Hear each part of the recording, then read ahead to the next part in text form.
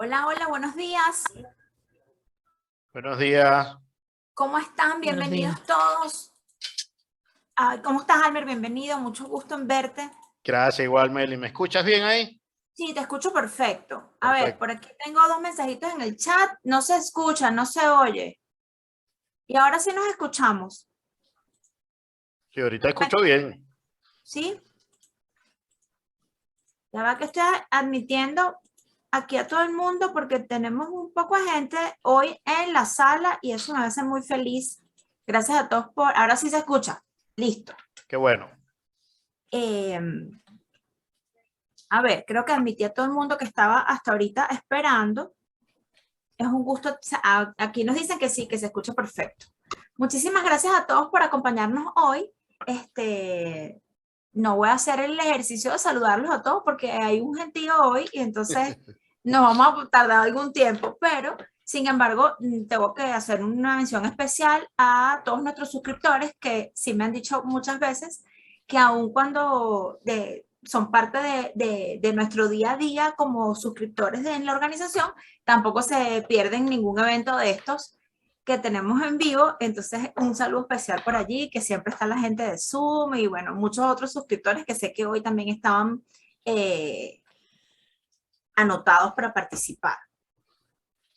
Bueno, además está decirles que nos contenta mucho tener hoy a Almer Bracamonte, que es uno de nuestros aliados de la organización de hace muchos años, un especialista en el área de recursos humanos con una cantidad de, ¿cómo se llama?, de cosas que le ha ido sumando su experiencia y que bueno, que tenemos el gusto siempre de compartir con él en esta vía o en los talleres que hacemos aquí, en los acompañamientos que tenemos con nuestros clientes a nivel presencial.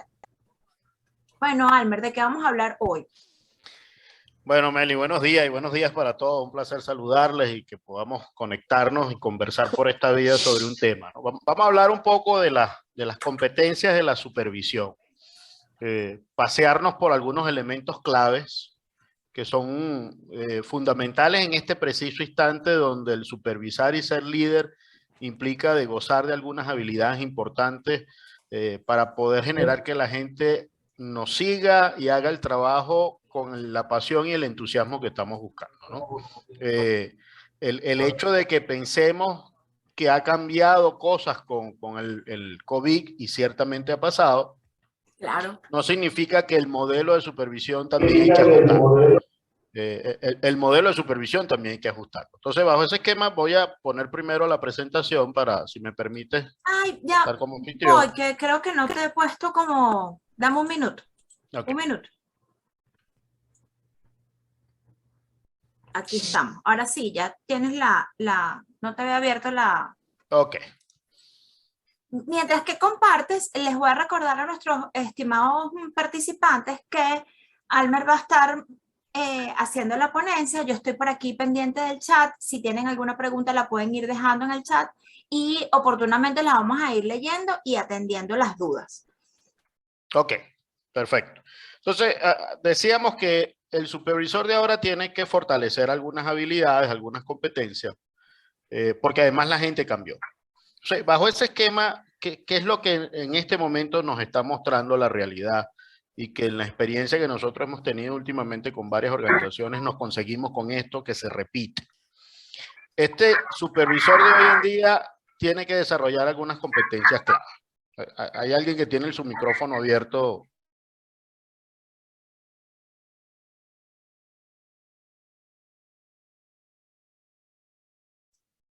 Ok, entonces el supervisor de hoy en día...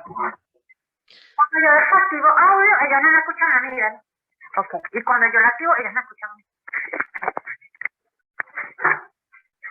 mí. No te escucho, Meli, tienes tu micrófono cerrado.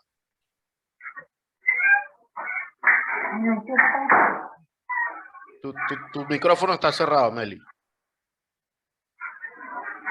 A ver, necesitamos que nos hagan el favor y nos ayuden con esto. Vamos a tratar de cerrar los micrófonos porque se está escuchando no solamente alguien hablar, sino que hace como una interferencia muy fuerte. Ok, pareciera que ahora sí. Ok. Entonces, decíamos que las competencias clave que el supervisor necesita desarrollar o potenciar, porque hay supervisores que lo tienen, pero necesitan potenciarlo, están enmarcadas por lo menos en estos 6 aspectos. Uno, en saber escuchar. La gran deficiencia de los supervisores y de los líderes en Venezuela está exactamente en la capacidad de escuchar.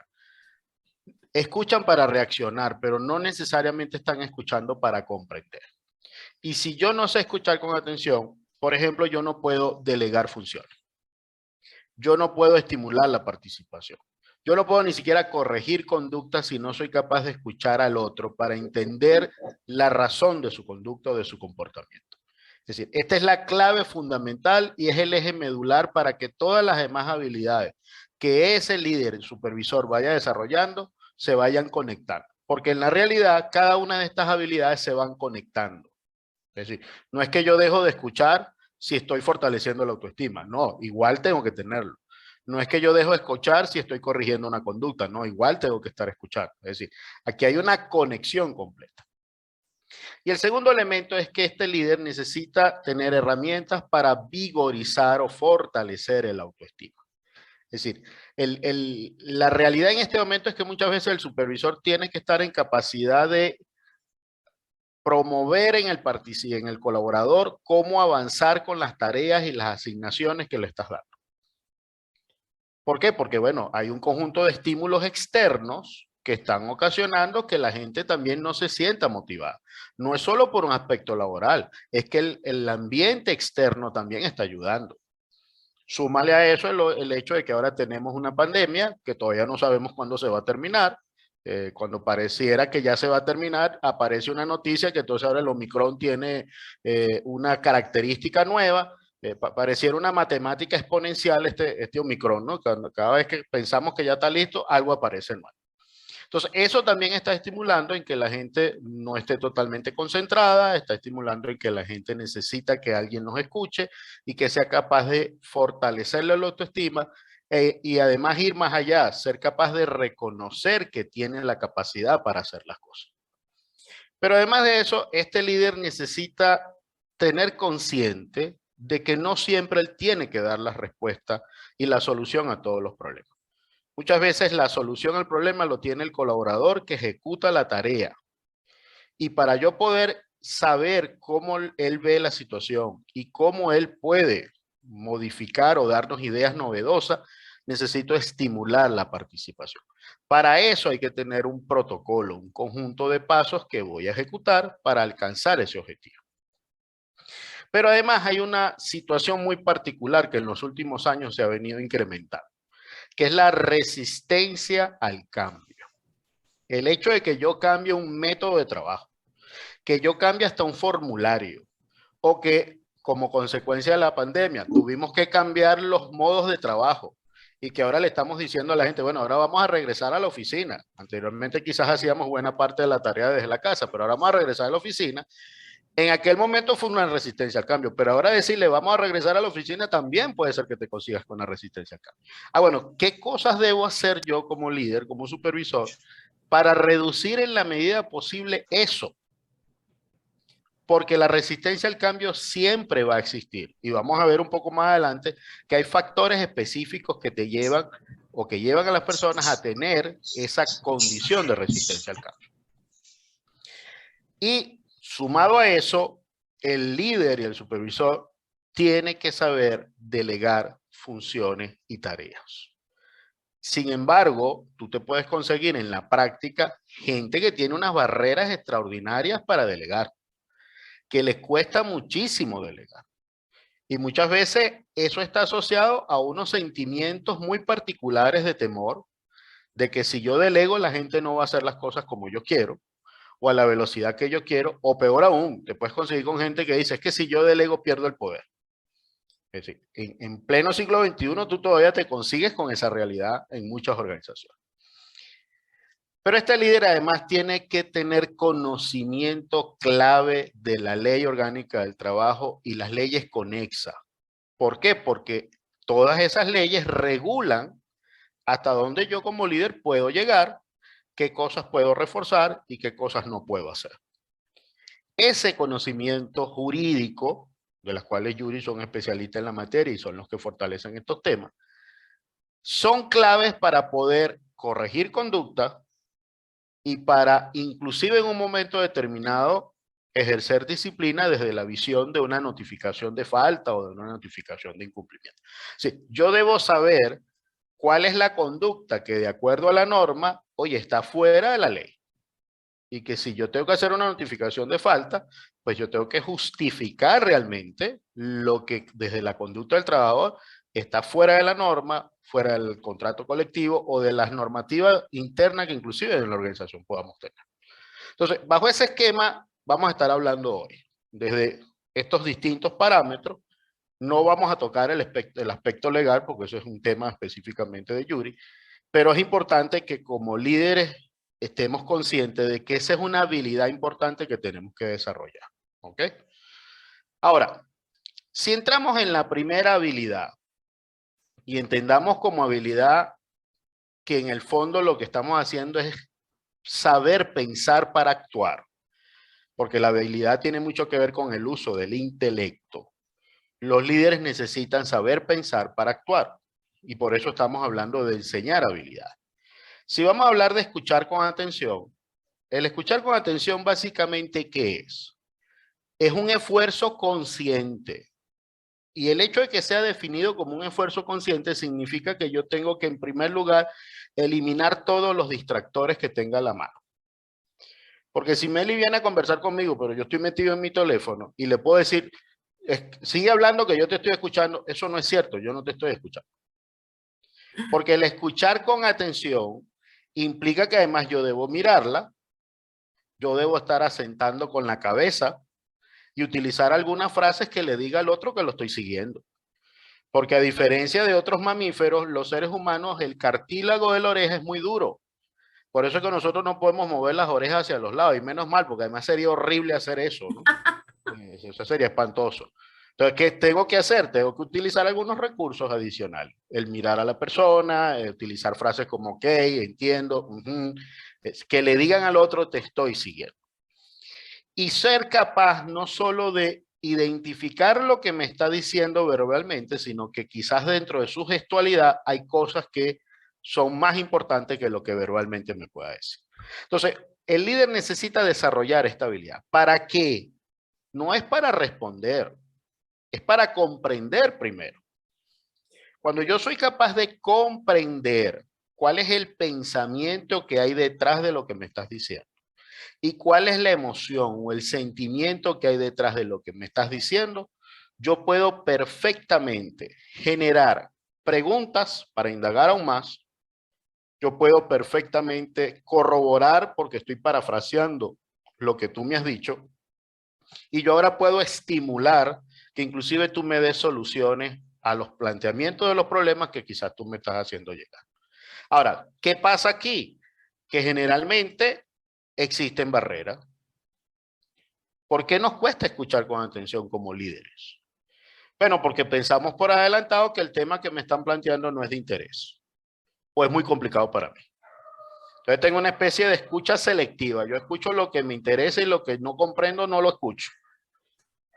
Presto atención únicamente a lo que consideramos más valioso, o peor aún, me empiezo a fantasear y a alejar de lo que me estás diciendo, inclusive te interrumpo con frecuencia, o en algunos casos parto del hecho de que eso que tú me estás diciendo ya yo te lo había comentado. Es decir, yo elaboro argumentos por anticipado. Cuando yo estoy escuchando con atención, tengo que estar consciente de dos cosas. Uno, como líder no puedo ser subjetivo. Por el contrario, tengo que ser objetivo. Ser subjetivo es que yo voy a comenzar a emitir juicios de valor. Y eso no puede pasar. Porque cuando yo emito juicio de valor, ya te estoy descalificando y no te estoy escuchando con atención. Te estoy escuchando, pero para responderte. ¿Está claro? Entonces, esta es la primera herramienta que como líder necesitamos desarrollar, teniendo consciente que hay un conjunto de barreras que nos pueden estar acompañando. Cuando tú tienes desarrollada esta habilidad como líder, tú puedes perfectamente entrar en la siguiente habilidad. Un líder necesita aprender a fortalecer la autoestima. ¿Y eso por qué? Porque cuando usted logra fortalecer la autoestima, usted genera varios beneficios. Lo primero, usted incrementa la motivación y el compromiso de la gente. Usted genera una autoconfianza y libera las potencialidades de la gente. Y por supuesto, aumentas la disposición a contribuir y agregar valor. Permite un momentico, Meli, que tengo un ruido cerca que me está afectando.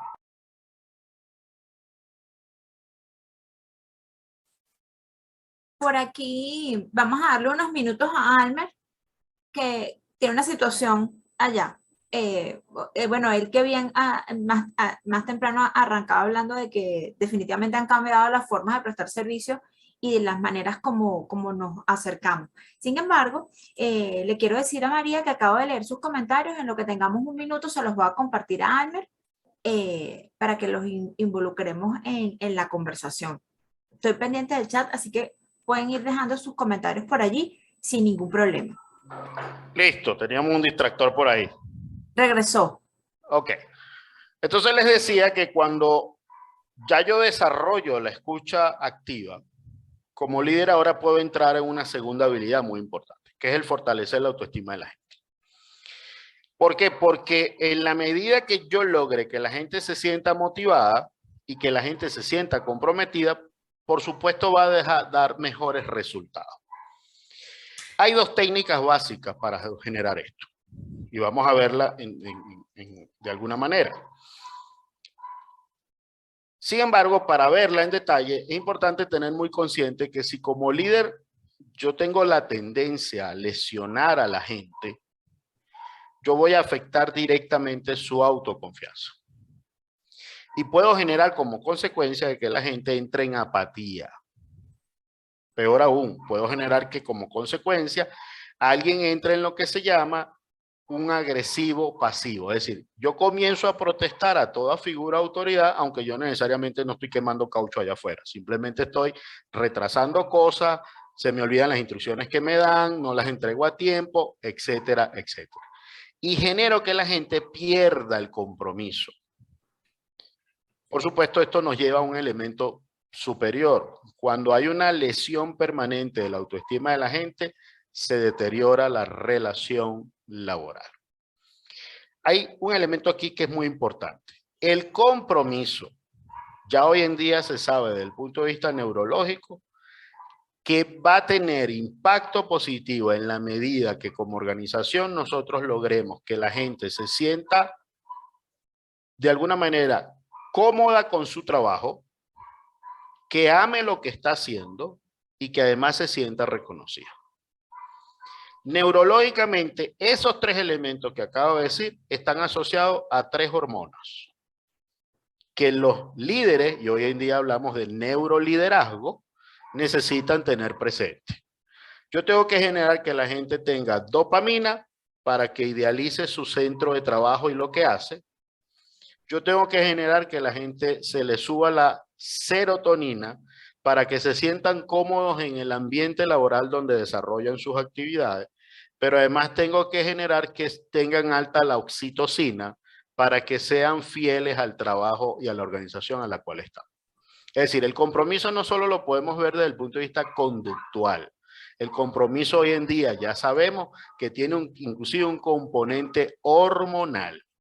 Y eso lo logran los supervisores a través de herramientas como el poder reconocer lo que la gente hace. Entonces, bajo ese esquema, el vigorizar la autoestima tiene que estar parado en dos grandes habilidades. Como líder, yo tengo que saber suministrar reconocimiento. Y no estoy hablando de reconocimiento pecuniario, ojo. Estoy hablando de reconocimiento a partir de una conducta observada que yo quiero resaltar y quiero reforzar. Oye, si un trabajador que los primeros 5 días de cada mes me debe entregar el informe de gestión y este mes además que me entregó el informe a tiempo, fue capaz de ponerle gráficas, análisis, además hasta recomendaciones que me permite a mí tomar decisiones, inclusive a la alta gerencia, eso yo no lo puedo dejar pasar para el día que toque hacer la evaluación de desempeño. Así no funciona. Yo tengo que hacer el reconocimiento oportunamente. Si no lo puedo hacer hoy, lo hago mañana, pero lo tengo que hacer. ¿Y qué voy a tomar en consideración? Su conducta. No voy a tomar en consideración otra cosa. Es la conducta excepcional que ha venido a mostrar. ¿Tú querías comentar algo, Meli, que levantaste la mano? Sí, Adelante. porque me parece interesantísimo cuando dices que hay que suministrar reconocimiento, porque digamos que siempre lo converso con los clientes y en muchos talleres, precisamente entendiendo de que vivimos un mundo que ha estado cambiando, pero me impresiona que al día de hoy yo todavía escucho líderes y gente responsable de unidades de equipo que mantienen una práctica de no le reconozcas, no le digas, se va a echar a perder. Si le dices, no, bueno, se va a aflojar. Entonces, Claro. insisto yo tanto en que eso definitivamente es una práctica negativa, porque Sí. si tú tienes a alguien que está haciendo algo o que tuvo la, digamos, incluso la proactividad, porque a veces sale no del ejercicio natural de sus funciones, sino de que decidió, como quien dice, recorrer la milla extra. Y tú eso no lo Correcto. tomas en cuenta, definitivamente no va a ocurrir más. Claro, claro. Porque aquí hay que partir de algo. ¿Para qué alguien es capaz de correr la milla, como dices tú? ¿Cómo es que yo salté una talanquera más alta? ¿Para qué lo hice? Básicamente para mostrar el potencial que tengo. ¿Y eso Correcto. qué quiere decir? Que quiero que me veas hasta dónde yo soy capaz de llegar. Si a mí eso no me lo reconocen, esa conducta se apaga, no aparece más. Porque para el inconsciente de la persona es ¿qué sentido tiene que yo esté mostrando todo el potencial que tengo si ni siquiera lo observo? Entonces, de alguna manera quemas la competencia de la gente. Por eso es que hoy en día sabemos que a nivel de competencia tú te puedes conseguir con gente que sabe lo que tiene que hacer, pero no lo dejan hacer, por eso no lo muestra. Yo tengo mucho que hacer, pero la organización me lo está dejando hacer. No, entonces no lo puedo mostrar. ¿Cómo evalúas hasta dónde yo puedo llegar si no me dejas mostrarlo? Entonces, el suministrar reconocimiento es una habilidad clave en este preciso instante, donde la gente está dando lo mejor de sí para obtener los resultados y yo tengo que fortalecer. Pero teniendo muy claro, son conductas excepcionales y yo no voy a estar reconociendo todo. Tampoco podemos pensar que esto es, bueno, cualquier cosa que hizo, reconócelo. No, no, son conductas excepcionales. Y para eso hay un protocolo, es decir, ¿cómo se lo voy a decir? Pero el otro elemento casado a esto es el expresar confianza. El expresar confianza está estrechamente ligado con lo que se llama el efecto Pigmalión. ¿Eso qué quiere decir? Cuando yo te delego una tarea o una función de alto impacto, yo tengo que dejarte claro que yo confío en que tú lo puedes hacer. Si eso yo no lo digo en algún momento y quizás la persona a quien le estamos delegando eso tiene algún tipo de temor con el nuevo reto que le estás asignando. Si yo no lo digo, yo no lo estoy empujando en positivo para que lo haga. El decirle a un colaborador, yo estoy seguro que tú lo puedes lograr porque tú tienes las competencias, tienes las habilidades para hacer eso, y además porque además estoy consciente de que en tareas similares tú has tenido muy buenos resultados, es muy probable que él no dé los resultados porque eso yo no se lo expresé. El efecto Pigmalión es fundamental desde el punto de vista del liderazgo. Pero tú te puedes conseguir con otro efecto que muchas veces lo vemos en los colaboradores, que es el efecto Galatea. El efecto Galatea, ¿qué es? Cuando yo soy capaz de decirte, oye, asígname a mí esa responsabilidad que yo estoy seguro que lo puedo hacer. Si yo como líder no capté ese mensaje, y aquí la escucha activa otra vez entra en vigor, pudiese estar limitando a ese colaborador. No, tú no tienes la competencia para eso, a ti no te puedo asignar eso.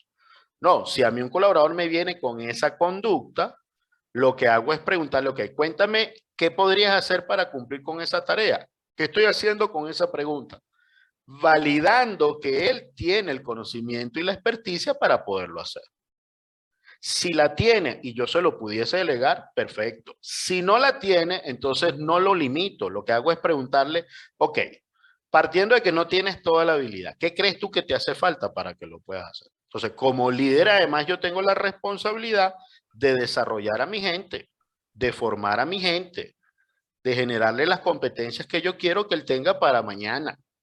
Porque además, dentro de mi pensamiento estratégico, como líder yo siempre tengo que pensar cómo hago que mi gente crezca para que mañana cuando a mí me toque crecer en la organización, él pueda inclusive estar en mi posición.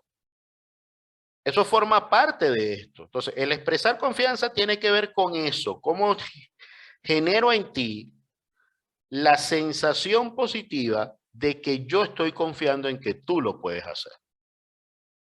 Y las estadísticas lo muestran. Hay distintos estudios psicológicos que demuestran que cuando tú utilizas como recurso el efecto Pigmalión, la reacción de la gente es altamente positiva. ¿El cómo lo vamos a hacer? Bueno, eso no lo vamos a ver en detalle aquí por el tiempo que tenemos. Eso forma parte de una formación que damos en Yuri donde van a ver todos los protocolos de cómo se hace cada una de estas habilidades. Pero estamos dando el enlace para que entiendan cómo estas habilidades se van conectando. Ahora, cuando ya yo sé escuchar con atención, ya yo sé fortalecer el autoestima a través de estas herramientas, yo puedo estimular la participación de la gente. Es decir, como jefe o como líder, usted no siempre tiene la mejor solución. Muchas veces las mejores soluciones, las mejores ideas, las innovaciones vienen del equipo de trabajo. Pero para que yo pueda lograr eso, yo tengo que abrir el espacio para que la gente lo pueda hacer. Entonces, estimular la pregunta, ¿qué es? Es hacer preguntas. Estimular la participación es hacerle preguntas adecuadas a la gente para que me dé respuesta a cosas como el qué, el dónde, el cómo y el cuándo. Y esa habilidad de estimular la participación me ayuda además a que la gente se comprometa, porque una cosa es cuando eres tú quien me da las soluciones a los problemas a cuando siempre te la doy yo. Cuando usted utiliza estimular la participación, usted genera una sensación muy positiva en la gente porque se ven reconocidas. ¿Qué significa? Oye, mi jefe me está tomando en cuenta para resolver cosas. Fíjate que me pregunta a mí para resolver cosas. O es capaz de considerar lo que yo le digo para crear nuevas ideas, nuevas estrategias, nuevas políticas, etcétera, etcétera. Entonces, ese líder es importante que sepa cómo hacer esto y donde el escuchar con atención es clave porque después que usted pregunte van a salir muchas ideas. Y yo puedo poner un ejemplo clásico. Estimular la participación se utiliza inclusive cuando hay que corregir conductas. Ese trabajador que llega tarde, que tú le preguntas, cuéntame las razones por las cuales estás llegando tarde, te da toda su justificación y en vez de tú decirle, mira, tú tienes que hacer esta cosa, tú le puedes preguntar, ahora, ¿y qué se te ocurre que puedes hacer para garantizar que a partir de mañana tú me llegues todos los días a las 8 de la mañana? Y te puedes conseguir que el trabajador te da una respuesta que solo a él y al Pato Lucas se le puede ocurrir. Pero ojo, tú no le puedes decir, oye, nada más a ti y al Pato Lucas se le ocurre una cosa como esa. ¿Cómo hago para extraerle una respuesta mucho más objetiva sin anularlo? Le pregunto nuevamente, y aparte de esa idea, ¿qué otra se te ocurre? Yo no le anulo la primera, porque si le anulo la primera desde la crítica, le lesiono la autoestima. No va a querer participar más.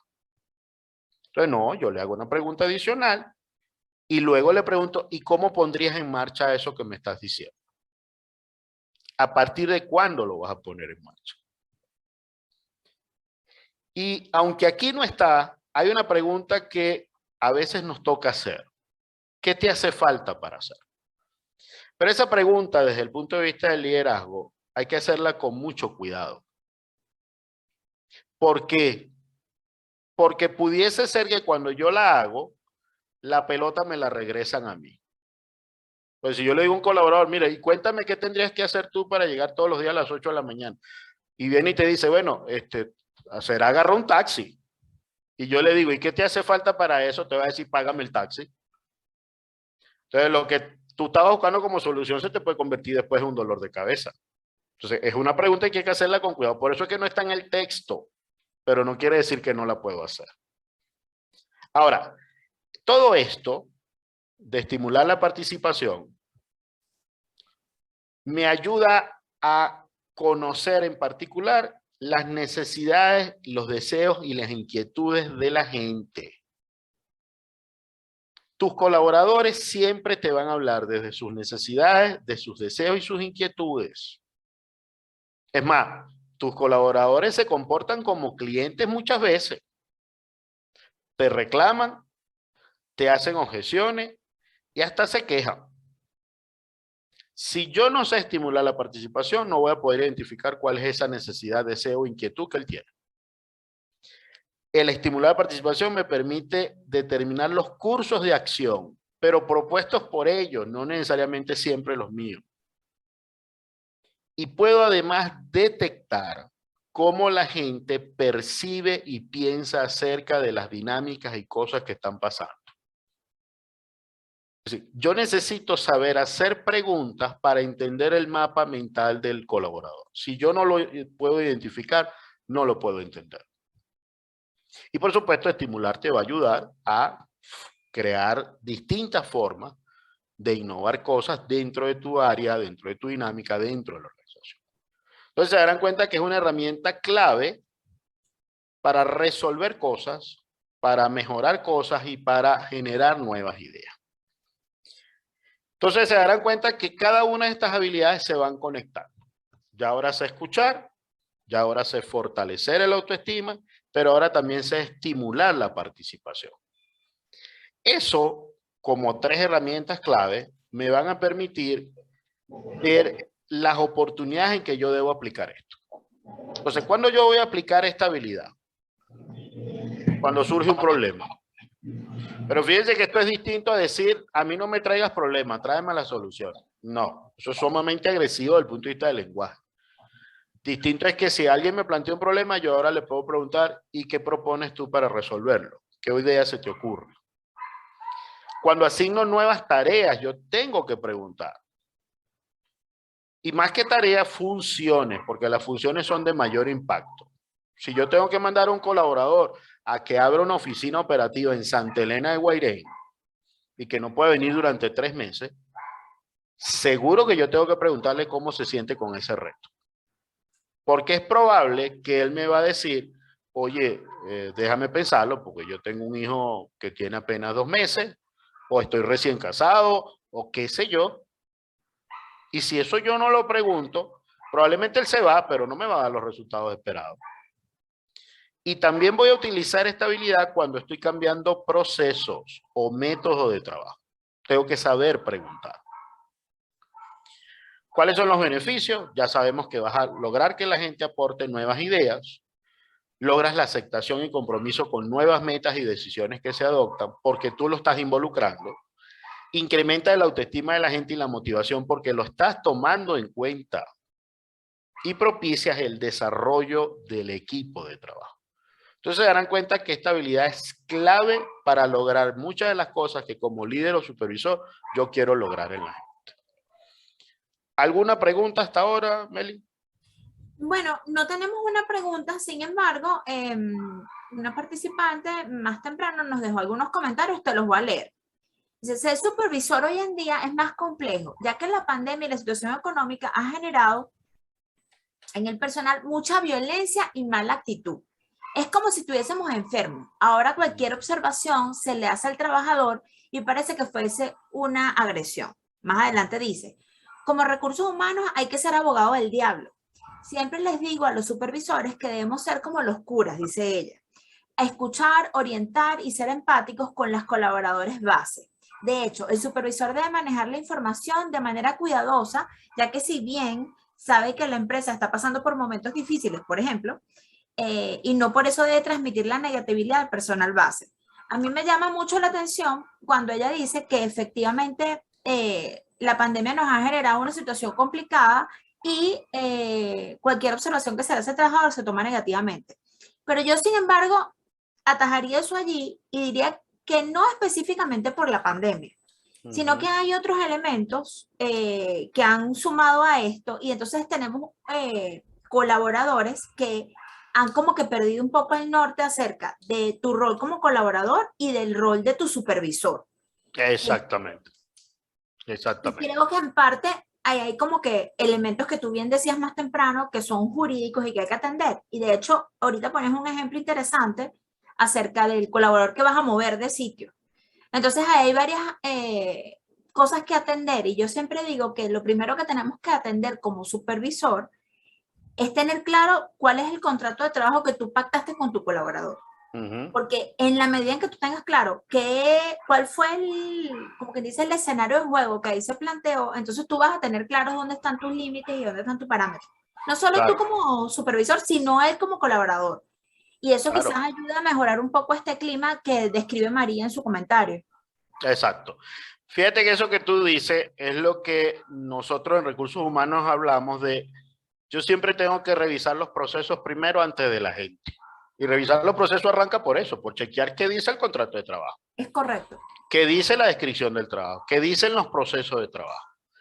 Y tener muy consciente que cualquier intervención que yo haga con la gente siempre debe ser a partir de conducta observada. No puede ser subjetiva.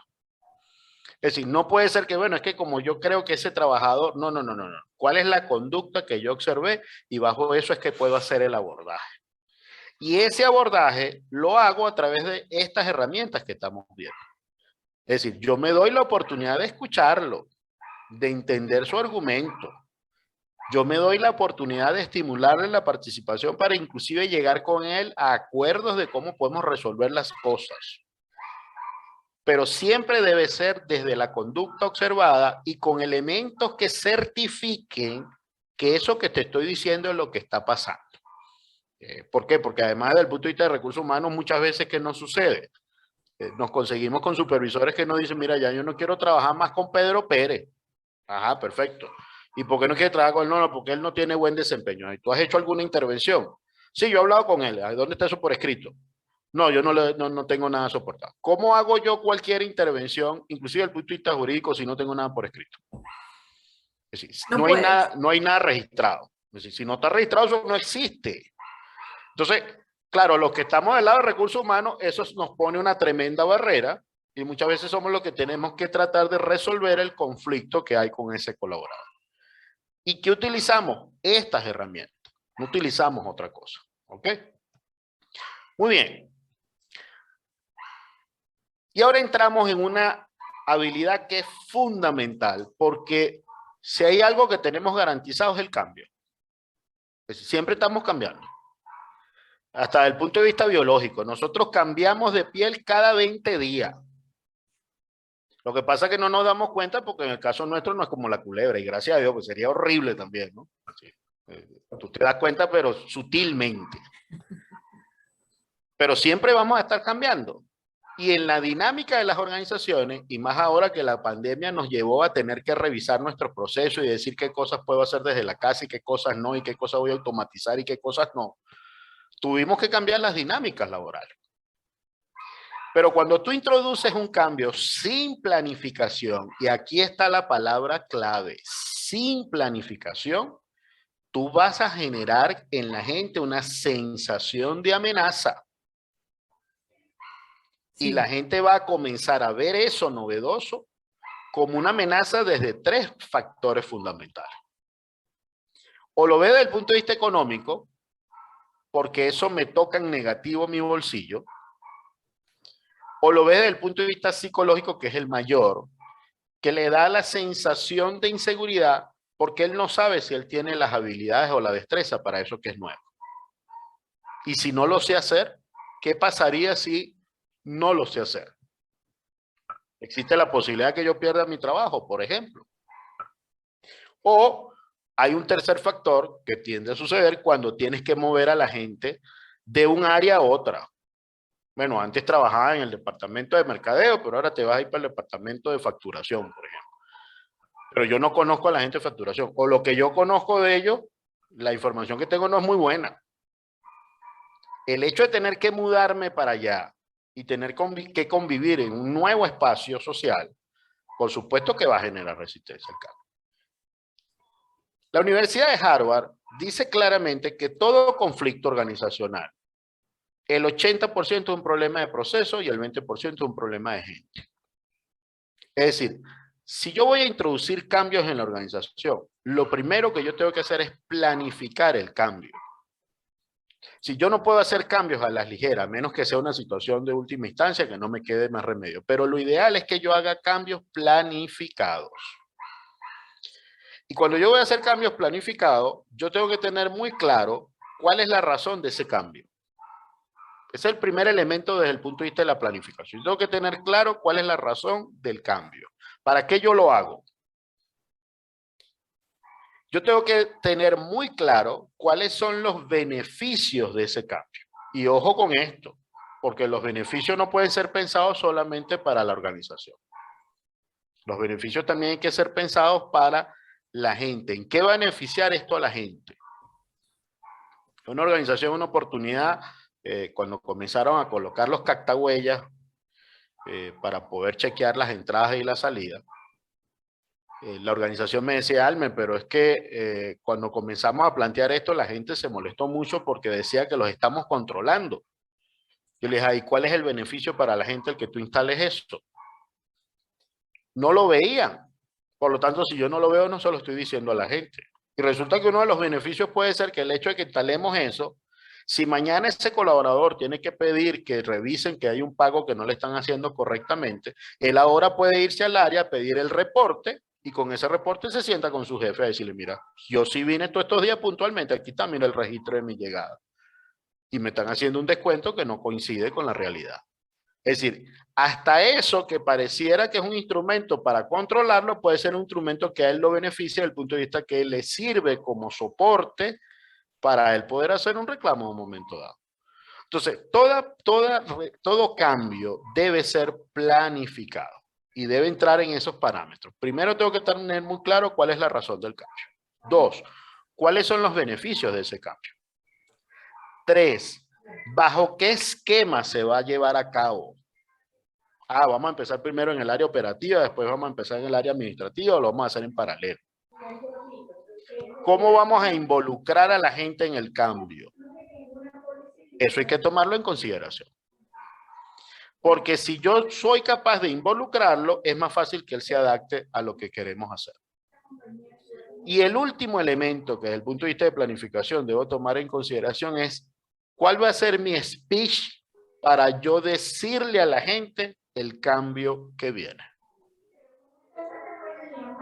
Cuando nosotros hemos hecho ese tipo de ejercicio, inclusive en los diplomados de relaciones laborales que hemos hecho en la jurisprudencia, y hemos hecho esos ejercicios en vivo, los participantes se han dado cuenta que el simple hecho de haber planificado, inclusive hasta cómo se lo van a decir a la gente, los resultados son totalmente diferentes. El teléfono de la oficina, el número. ¿Alguien tiene un micrófono por ahí? Ya va, voy aquí a... Sí. Ok. Almer, voy a mutear todos y vuelves a abrir el tuyo. Ok.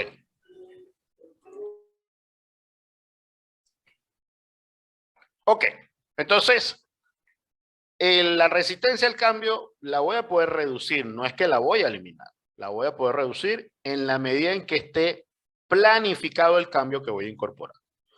Si no está planificado, sino que es un acto espasmódico o improvisado, los riesgos a que la gente se me caliente como consecuencia de que le estoy moviendo el piso van a ser muy altos. Muy altos. ¿Sí? Adelante, Meli. En estos días, bueno, ya hace varias veces han hecho varias consultas a un cliente que están haciendo un cambio de estructura dentro de la empresa. Entonces, se ve que tienen como una empresa externa que les está proponiendo una nueva estructura. Han buscado de horizontalizar la plantilla y como que simplificarla. Digamos que están yendo a una estructura un poco más moderna a nivel internacional, ¿no? Y me han llamado varias veces, en 2 oportunidades hablamos, porque estaban muy temerosos de cómo le iban a decir a los colaboradores que estaban haciendo esos cambios. Y yo me acuerdo que una de las cosas que yo le dije, yo le digo, pero si tú no estás desmejorando a nadie, ¿por qué tienes tu temor de decirle a los trabajadores? Yo le dije, en la medida en que tú socialices la información, el trabajador se va a sentir más seguro de que ese cambio va a beneficiar a todo el mundo. Claro. Entonces yo le dije, ahora, si tú estás trancado en una oficina, haciendo toda una nueva estructura, creyendo que los colaboradores no saben lo que tú estás haciendo, le digo, es mentira, porque ellos lo saben. Claro, lo único que saben es que tú no les dijiste. Entonces, si yo como colaborador estoy en una empresa y viene alguien externo a hacer un cambio de estructura, por ejemplo, y a mí nadie me ha contado, la sensación que yo voy a tener como colaborador es que van a disminuir el personal, va a haber una restricción de plantilla, un despido masivo, van a negociarle a la gente las renuncias. ¿Por qué? Bueno, porque si no me han dicho qué es lo que están haciendo es porque no les interesa que yo sepa. Claro, entonces, claro. Una de las cosas que yo le insistía, le digo, no estás desmejorando a nadie, le digo, no tiene por qué haber una resistencia. Le digo, la resistencia va a haber en la medida en que tú no le comuniques a la gente lo que estás haciendo. Exactamente, exactamente. Y eso tiene que ver con lo que hemos llamado de planificar el cambio. Claro. Porque dentro de esos factores que decíamos hace rato, hay un elemento adicional que hay que incorporar en la planificación, que es fundamental. El día que yo tenga que hacerle el despliegue a la gente de los cambios que estamos haciendo en la estructura, tomando como referencia el caso que tú nos estás poniendo, ya yo tengo que llevar elaborado las preguntas potenciales que la gente me va a hacer. Y las tengo que elaborar no pensando como pienso yo, sino como piensa inclusive el trabajador que yo sé que hace las preguntas más duras cada vez que hacemos una reunión. ¿Por qué? Porque en la medida que yo vaya preparado, y eso le llamamos preguntas potenciales, con esas preguntas potenciales, la respuesta a esas preguntas potenciales, yo voy a poder neutralizar cualquier comportamiento que me afecte el clima durante la reunión del despliegue. Y con eso reduzco altísimamente la inseguridad psicológica que la gente tiene. Pero si yo no los tomo en cuenta, como decía Amelia hace rato, el hecho de que la gente sabe que están haciendo un cambio, pero a mí no me dicen nada, por supuesto que yo voy a generarme cualquier cantidad de preguntas y ninguna de las preguntas son positivas. Ninguna. ¿Por qué? Por una razón muy sencilla. Porque la resistencia al cambio está muy asociada al miedo. Y el miedo genera pensamiento fatalista. Exacto. Si esta gente está cambiando la estructura, seguro que a mí me van a votar. Esa es la primera pregunta que mucha gente se pone en la cabeza. O planteamiento que se pone en la cabeza. Entonces yo tengo que considerar el despliegue, pero eso tiene también que estar planificado. Tiene que estar elaborado. No lo puedo hacer improvisado. Porque si no, ahí se me puede calentar por completo el escenario. ¿Sí? Ok.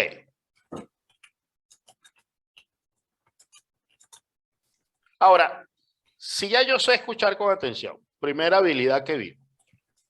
Yo sé fortalecer la autoestima de la gente. Yo sé estimular la participación. Yo sé ahora cómo voy a hacer planes de acción para reducir la resistencia al cambio. Pues el líder también necesita saber cómo va a delegar. Y resulta que tú delegas muchas veces dos cosas, o tú delegas tareas que son de muy bajo impacto, o tú delegas funciones que sí son de mucho impacto. Porque cuando yo delego funciones, además te estoy delegando una autoridad para que tú tomes decisiones, para que tengas libertad de acción, etcétera, etcétera. Y eso, que yo lo pueda hacer, me va a generar un conjunto de ventajas importantes. ¿Cuál es la ventaja principal? Que en el momento que yo empiezo a delegar, yo me puedo dedicar a funciones más estratégicas. Y te consigues con líderes, supervisores, inclusive gerentes, que tienen esos títulos, pero siguen siendo muy operativos. Siguen haciendo el trabajo del día a día. Y entonces es cuando tú te preguntas, bueno, ¿y quién planifica aquí?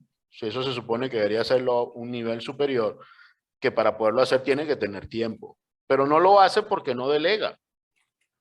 Tú te apoyas al máximo con las habilidades y la destreza de la gente, pero para hacer eso tú tienes que conocer a tu gente, tú tienes que saber cuáles son sus fortalezas, dónde es que son buenos, dónde es que tienen debilidades, y a partir de ahí yo hago delegaciones adecuadas.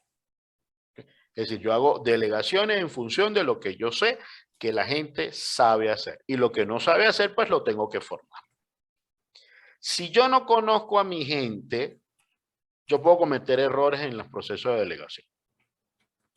Pero además yo contribuyo en la medida que yo estoy delegando, porque además le estoy dando a la gente la oportunidad de que aprenda cosas nuevas, de que asuma nuevas responsabilidades, yo los estoy desarrollando.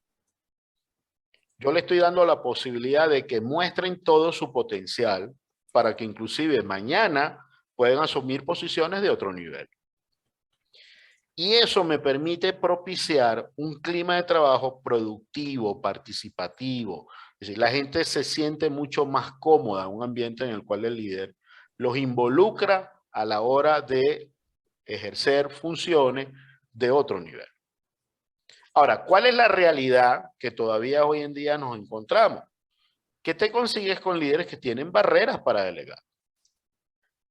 ¿Basadas en qué? En sentimientos de inseguridad, de desconfianza inclusive. Y muchas de ellas es que yo no lo hago porque yo lo hago mucho más rápido y mejor. Si esa es tu creencia, la pregunta que yo te haría es, ¿y qué tendrías tú que hacer con tu gente para que lo puedas hacer rápido y mejor? Además que tendrías que definirme qué es para ti mejor y qué es rápido, porque no necesariamente yo lo tengo claro, ¿no? Pero eso significa que yo a la gente la tengo que formar para que lo pueda hacer bajo los criterios de calidad que yo tengo definidos. Y los criterios de calidad, ojo, siempre deben dar respuesta a 3 preguntas. ¿Qué quiero, cómo lo quiero y cuándo lo quiero? Si eso no está definido, seguro que no lo van a hacer como yo pensaba, pero yo no se lo he dicho. La otra creencia es pensar que esos colaboradores no tienen los conocimientos y las habilidades. Tu responsabilidad es lograr que los tengan. Porque si ya estaban ahí cuando tú llegaste como jefe y te das cuenta que no tienen la competencia, pues levanta la necesidad de formación y apóyate con la gente de talento humano para que lo forme y adquieran lo que tengan que adquirir. O me doy cuenta que yo no sé delegar, no sé cómo hacerlo. Es más, yo no sé ni siquiera hacer seguimiento, o inclusive yo no sé coachar o acompañar al colaborador para que haga el trabajo con los criterios de calidad que yo le he dicho. Pero hay casos más extremos. Hay gente que no delega porque si delego yo pierdo el control. Es decir, ese es el tipo de líder que inclusive te dice con mucho orgullo, y quizás en el momento en que la Loximá y las supervisiones de INSACEL se hicieron muy en boga, antes de que eso pasara, yo me conseguí con muchos líderes que decían con mucho orgullo, yo tengo 3 años que no salgo de vacaciones. Y a veces cuando tú le preguntas, ¿y cuál es la razón por qué usted no sale de vacaciones? Es que si yo me voy de vacaciones, este departamento se cae. Tú el concepto que tenía ese líder con respecto a lo que significa delegar. Pierdo el control si me voy y delego. Y hay gente que además tiene un temor superior. Es que si yo delego todo y enseño todo, a mí mañana me pueden desplazar del puesto de trabajo. Es decir, él no entendió que además que él tiene la posibilidad de seguir creciendo en la medida que forme a la gente, pues tampoco es indispensable. Aunque suene chocante esa frase, pero eso es una gran realidad. Total. Hay gente que está allá afuera que lo puede hacer muchísimo mejor que yo. Por lo tanto, esa opción siempre existe. Pero si yo no tengo esa apertura, pues voy a tener grandes dificultades en mi desarrollo. Alguien que no delega al final es un candidato perfecto para tener un altísimo estrés y una altísima ansiedad. Porque está sobrecargado de cosas. Es decir, pretende ser Dudamel, pero que los músicos no toquen. Oye, viejo, usted no va a poder tocar todos los instrumentos, eso es imposible.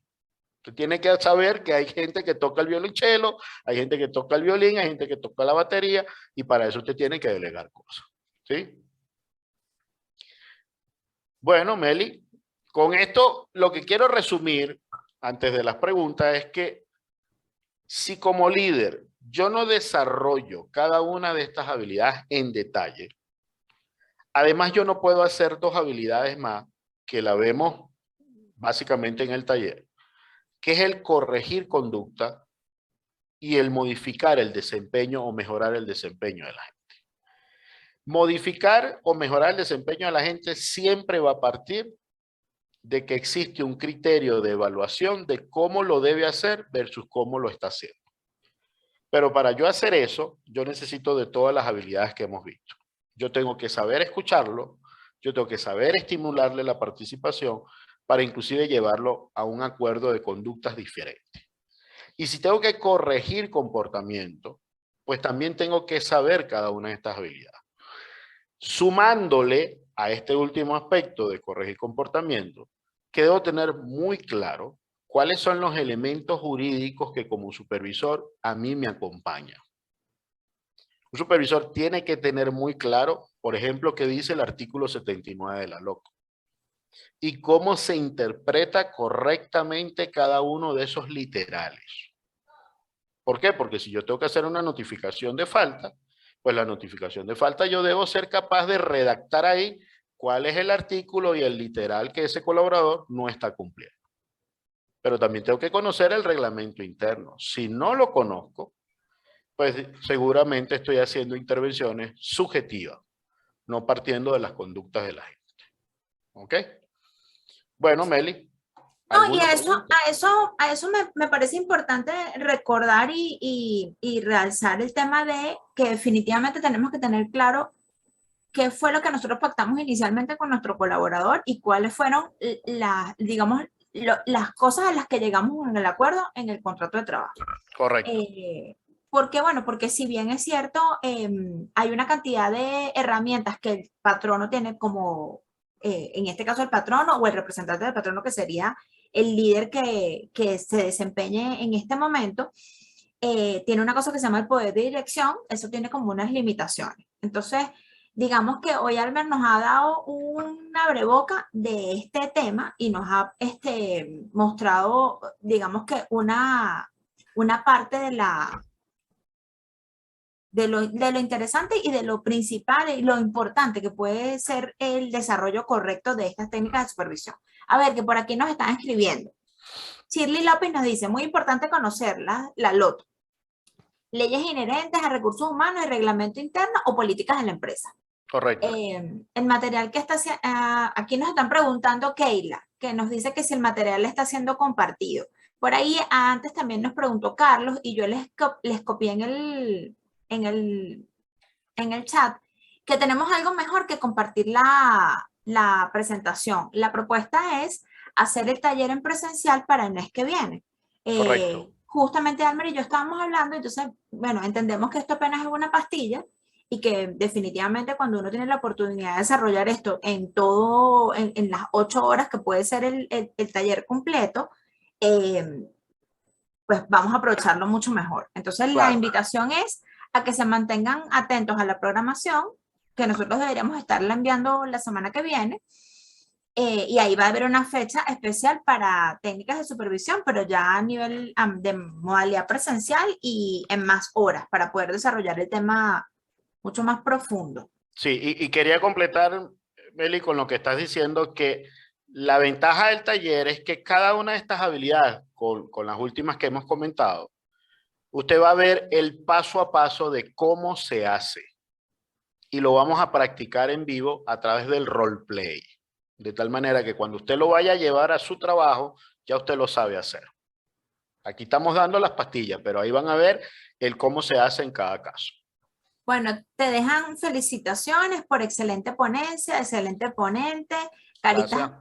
con besitos. Tenemos mucho que hacer todavía. Nuestras organizaciones nos dicen, por aquí nos dicen, un gran reto tienen los supervisores luego de 2 años de trabajo a distancia y de nuevo retomar a las oficinas. Enfrentar el cara a cara las situaciones de inseguridad, aprovechar las habilidades de todos. Con respecto a esto, a mí me gustaría hacer un comentario, Almer, porque este tema de la cantidad de consultas que tuvimos en su momento, que nos llamaron y nos dijeron, mira, ¿cómo hago para que la gente venga a trabajar? Porque ahora no quieren.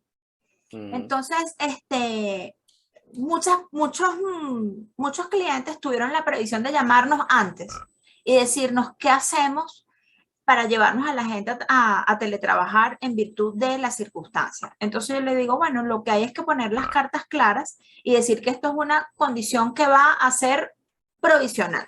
Correcto. Y de hecho teníamos todas las herramientas jurídicas porque teníamos un decreto de emergencia que nos obligaba a lo mismo.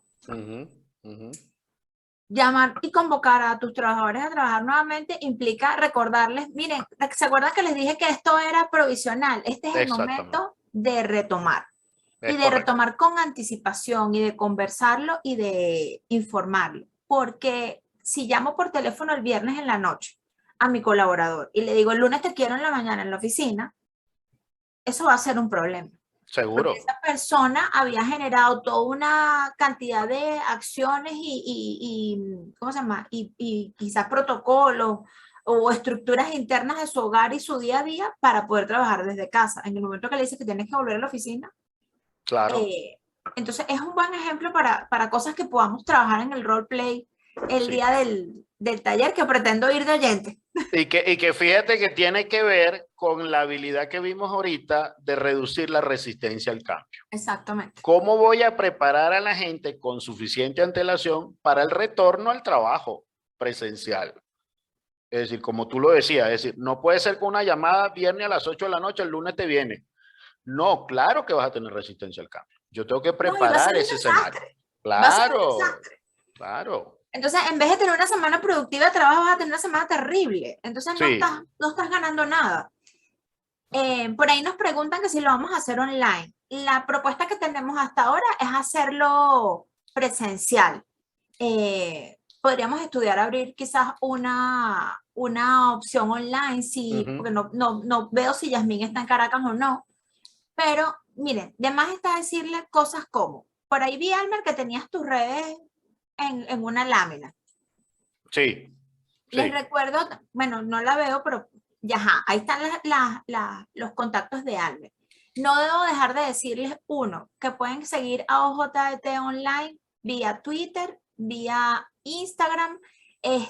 Ahí en el Instagram pueden revisar en el Linktree, siempre está disponible la programación, los links para que se postulen y todas las opciones. Ahora tenemos un canal de Telegram. Tenemos un canal de Telegram público y tenemos un canal de Telegram para nuestros suscriptores para que estén, como quien dice, con la información más al día y no dependan solamente del correo electrónico.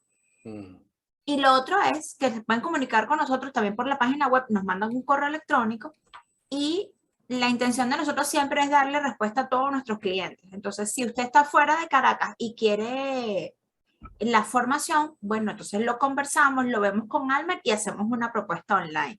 Correcto. Por los momentos, lo que sí tenemos es la intención de tenerlo para la programación del mes que viene. Recuerden nuestras redes, OJT Online, vía Twitter y vía Instagram, y también la página web www.ojdt.com.be. Y el canal de YouTube, que es extraordinario. Bueno, el canal, gracias. Donde además cuelgan todos estos eventos que están haciendo. Es verdad, Carlos Maldonado, que nos preguntó si la información la íbamos a enviar. Lo que sí vas a tener disponible es esta conferencia en el canal de YouTube y las anteriores. Yo les voy a decir una cosa. Almer en algún punto de esta conferencia habló de unas, como quien dice, de unas herramientas bien importantes que desarrolló en la conferencia anterior. Entonces hagan la tarea, vayan para YouTube, vean la anterior y después se vuelven a ver esta. Y van a ver que es una tremenda dupla, como quien dice, una llave. Exacto. Y entonces se animan a acompañarnos el mes que viene en el taller presencial. Perfecto. Bueno, creo que por hoy nos despedimos, Almer. Sí, señor. De verdad que ha sido un placer, como siempre, Meli, y con cada una de las personas que están conectadas, el poder colaborar con ustedes y trabajar en estos temas tan interesantes y que son además muy importantes estar reforzando, refrescando, porque son necesidades reales de las organizaciones y de los distintos líderes de las empresas. Entonces, para nosotros es un placer poder acompañarlos en estos procesos. Es así, por aquí nos dicen feliz Semana Mayor, igual para ustedes, los que celebran la Semana Santa, los que celebran Pascuas, y si no, bueno, los que van a tener unos días libres. Exactamente.